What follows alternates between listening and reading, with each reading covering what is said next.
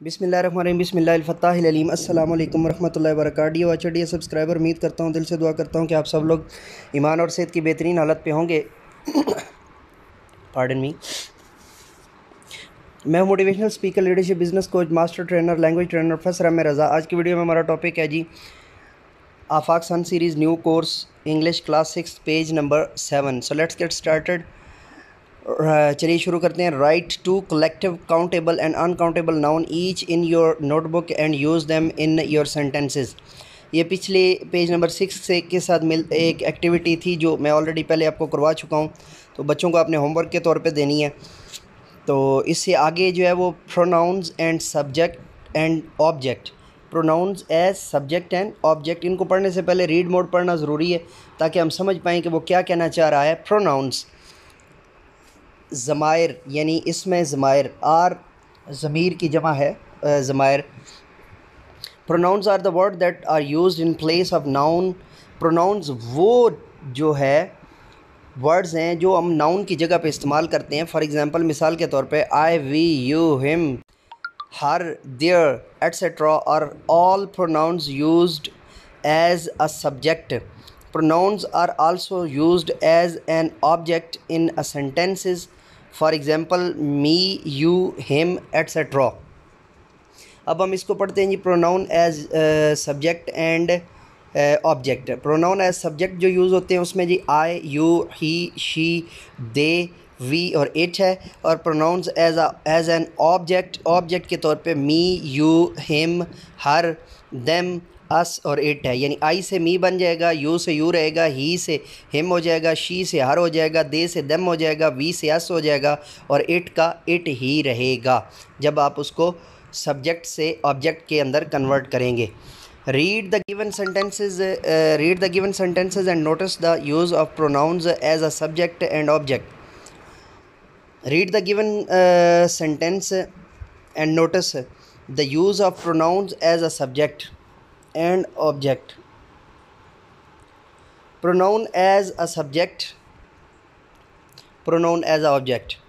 He से him बनेगा, हम पीछे देख के आए लेकिन इसको पढ़ भी लेते हैं। He goes to school daily. और Hamid does not like him.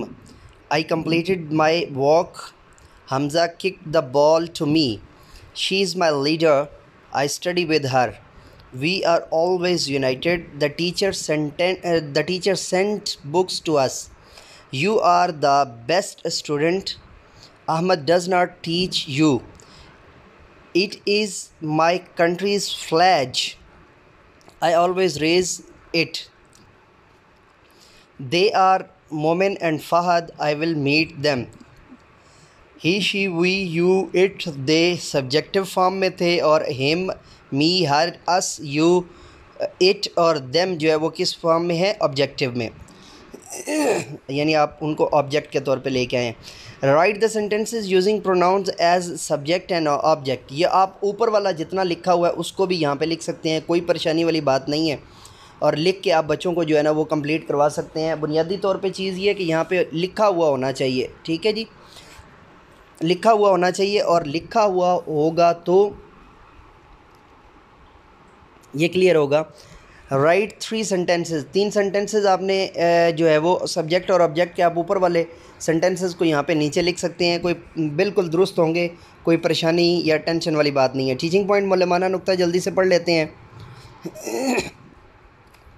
Recall the concept of pronoun. Pronoun का कॉन्सेप्ट जो है वो दोहराइए। टेल स्टूडेंट्स, बच्चों को बताइए that the pronoun can be used as subject, के प्रोनाउंस जो होते हैं वो सब्जेक्ट के तौर पे भी इस्तेमाल हो जाते हैं एंड ऑब्जेक्ट और ऑब्जेक्ट के तौर पे भी इस्तेमाल हो जाते हैं इन अ सेंटेंस, एक जुमले के अंदर। आस्क स्टूडेंट्स, बच्चों को बताइए to make sentences by using pronouns, के बच्चे जो है वो सेंटेंसेस को बनाएं प्रोनाउंस को इस्तेमाल करते हुए as subject and object, subject और ऑब्जेक्ट के इस्तेमाल से। ये प्रैक्टिसेस आप बच्चों को करवा सकते हैं जो है बोर्ड के ऊपर। ये ऊपर अभी हमने एक्टिविटी जो है वो की है, उसी एक्टिविटी को भी आप जो है वो 5-10 मरतबा करवाएंगे तो बुक वाली चीज़ जो है वो बच्चे को असबर हो जाएगी। और फिर उसके बाद जो है आपने बाकी चीज़ों से जो है उसको कैसे प्रोनाउन जो है वो निकलवाना है वो मैं आपको बाद में जो है इन डिटेल समझाऊँगा और बताऊँगा।